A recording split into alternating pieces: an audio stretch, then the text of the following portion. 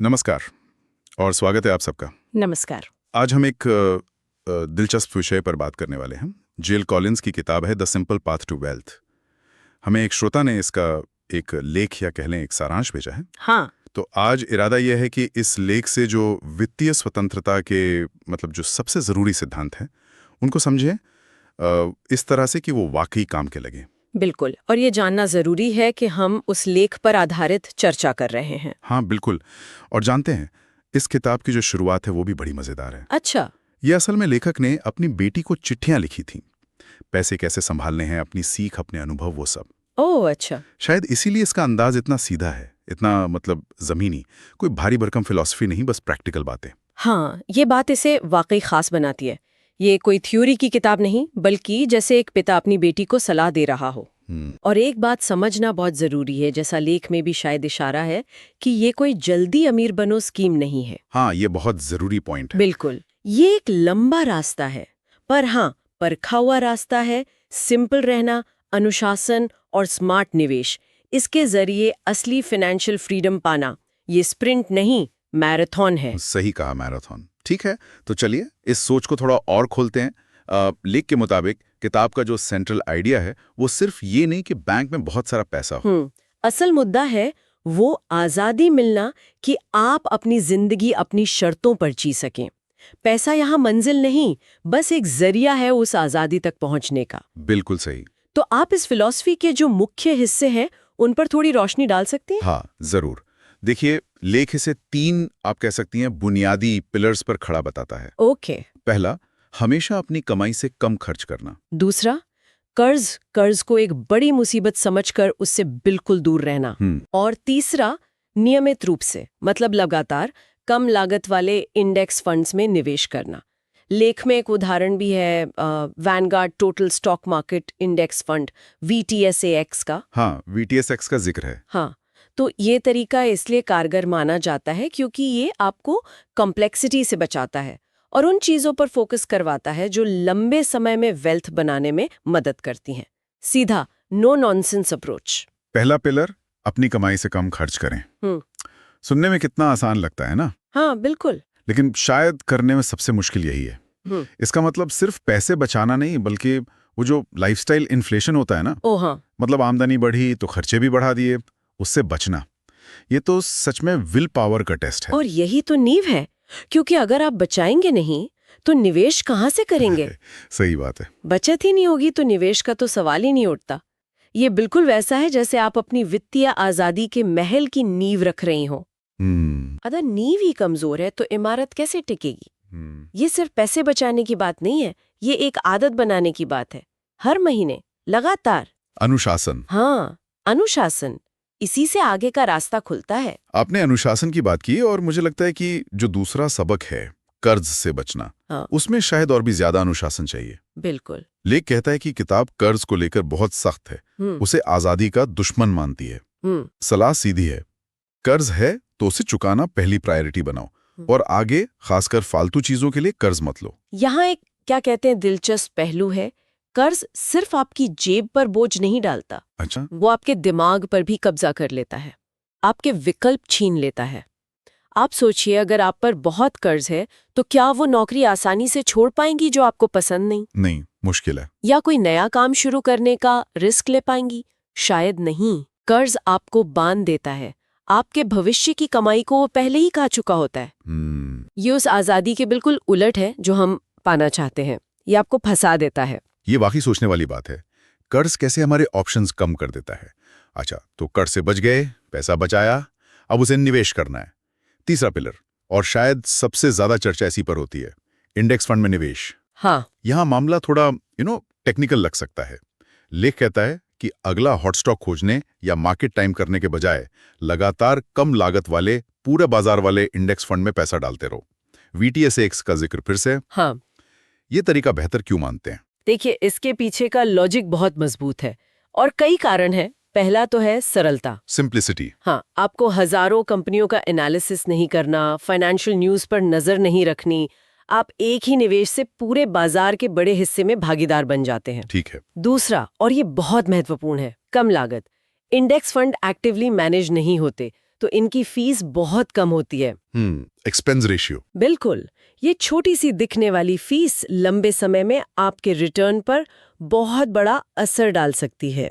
और तीसरा है हिस्टोरिकल परफॉर्मेंस। ओके। लेख में जो आंकड़े दिए हैं और जो अक्सर इस स्ट्रैटेजी के सपोर्टर बताते हैं वो ये कि ऐसे फंड्स ने लॉन्ग टर्म में ज्यादातर प्रोफेशनल फंड मैनेजर्स से बेहतर परफॉर्म किया है। अच्छा, 90% वाला आंकड़ा शायद। हाँ, वो आंकड़ा अक्सर आता है क्योंकि वो बाजार को हराने की कोशिश की जो ऊंची लागत होती है और जो गलतियां होती हैं उनसे बच जाते हैं।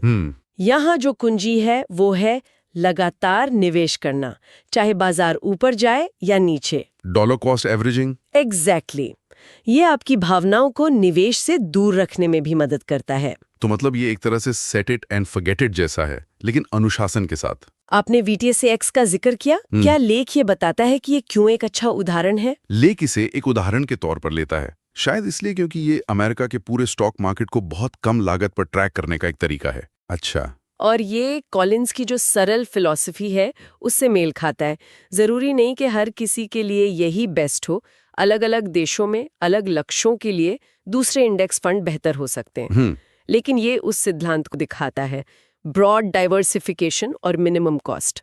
आइडिया ये है कि आप किसी एक कंपनी या सेक्टर पर दांव नहीं लगा रहे, बल्कि पूरे बाजार की ग्रोथ में हिस्सा ले रहे हैं। समझ गया, ब्रॉड बेस्ड लो कॉस्ट।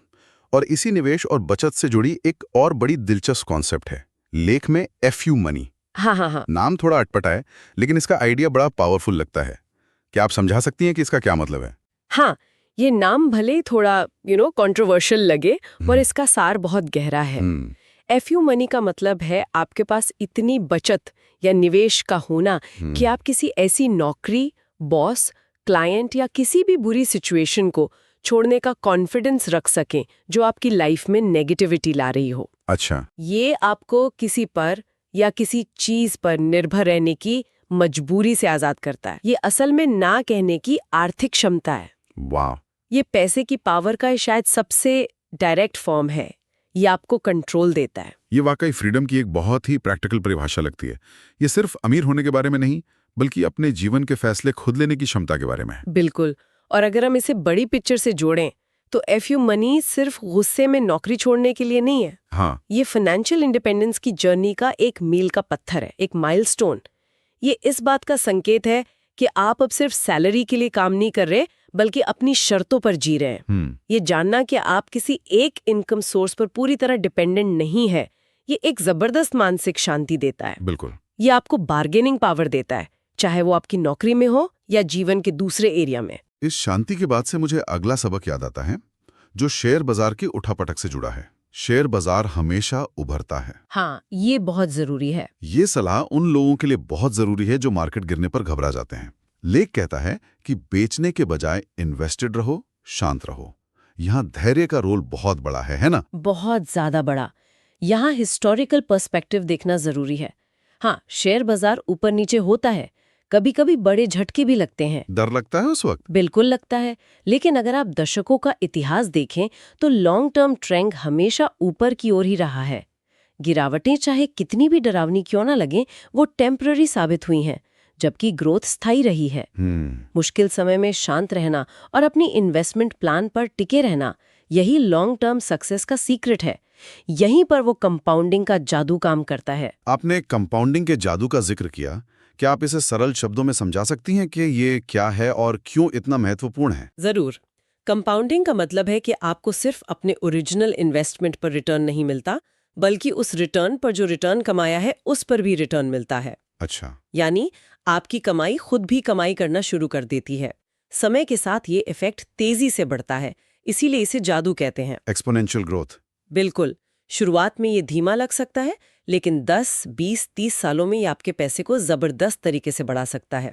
लेकिन इसका फायदा उठाने के लिए 2 चीजें जरूरी हैं, समय और इन्वेस्टेड रहना। बाजार गिरने पर अगर आप अपना पैसा निकाल लेते हैं तो आप न केवल वो जो रिकवरी होगी उससे चूक जाते हैं, बल्कि कंपाउंडिंग की इस पावरफुल प्रोसेस को भी रोक देते हैं। इसीलिए धैर्य रखना और लंबे समय तक टिके रहना इतना जरूरी है। ये समझना जरूरी है कि समय आपका सबसे अच्छा दोस्त है। और ये हमें अगले सबक की ओर ले जाता है, जो एक तरह से पूरी किताब की फिलॉसफी का निचोड़ है। इसे सरल रखें। हाँ, कीप इट सिंपल। लेख इस बात पर जोर देता है कि इन्वेस्टमेंट को बहुत सारे अकाउंट्स, कॉम्प्लेक्स स्ट्रैटेजीज या लगातार बदलते गुरुओं की सलाह से उलझाने की जरूरत नहीं है। सादगी में ही ताकत है। ये विचार तो पूरी स्ट्रैटेजी के बिल्कुल सेंटर में है। आप सोचिए, सादगी क्यों जीतती है? पहला, ये गलतियों की गुंजाइश कम करती है। ठीक है। जितनी ज्यादा कॉम्प्लेक्सिटी, उतने ज्यादा तरीके जिनसे चीजें गलत हो सकती हैं। दूसरा, ये लागत कम करती है। कम फंड, कम अकाउंट, कम ट्रांजैक्शन, मतलब कम फीस, कम टैक्स। तीसरा और शायद सबसे अहम, सिंपल प्लान पर टिके रहना आसान होता है। जब आप समझते हैं कि आप क्या कर रहे हैं और क्यों कर रहे हैं, तो मुश्किल समय में भी रास्ते पर बने रहने की संभावना ज्यादा होती है। वरना कंफ्यूजन होता है। बिल्कुल। कॉम्प्लेक्स स्ट्रैटेजीज अक्सर लोगों को कंफ्यूज करती हैं और वो भावनाओं में बहकर गलत फैसले ले बैठते हैं। यानी कम ज्यादा है, लेस इज मोर। और फिर आता है अंतिम सबक, जो इन सभी धागों को एक साथ पिरोता है। वित्तीय स्वतंत्रता ही असली लक्ष्य है। हाँ। लेख के अनुसार असली दौलत क्या है? क्या ये बड़ी कारें हैं, महंगी छुट्टियां? लेख के अनुसार और कॉलिंस की फिलॉसफी के अनुसार नहीं, असली दौलत ये बाहरी चीजें नहीं है। तो क्या है? असली दौलत है स्वतंत्रता, फ्रीडम। ये चुनने की आजादी कि आप अपना समय कैसे बिताना चाहते हैं, किसके साथ बिताना चाहते हैं, किस काम में लगाना चाहते हैं। ये मन की शांति है, ये जानना कि आपके पास पर्याप्त है, ये अपने समय पर पूरा कंट्रोल होना है, जो शायद सबसे कीमती चीज है। तो ये सारे सबक, कम खर्च करना, कर्ज से दूर रहना, सिंपल और लगातार इन्वेस्ट करना, धैर्य रखना, चीजों को सरल रखना, ये सब मिलकर उसी एक मंजिल तक ले जाते हैं, फाइनेंशियल इंडिपेंडेंस। बिल्कुल। जहां पैसा आपके जीवन के फैसले तय नहीं करता, बल्कि आप खुद करते हैं। सटीक कहा। हर सिद्धांत इसी अंतिम लक्ष्य को साधने में मदद करता है। ये एक ऐसी लाइफस्टाइल बनाने के बारे में है जहां आप आर्थिक चिंताओं से मुक्त होकर अपने वैल्यूज और पैशन के अनुसार जी सकें।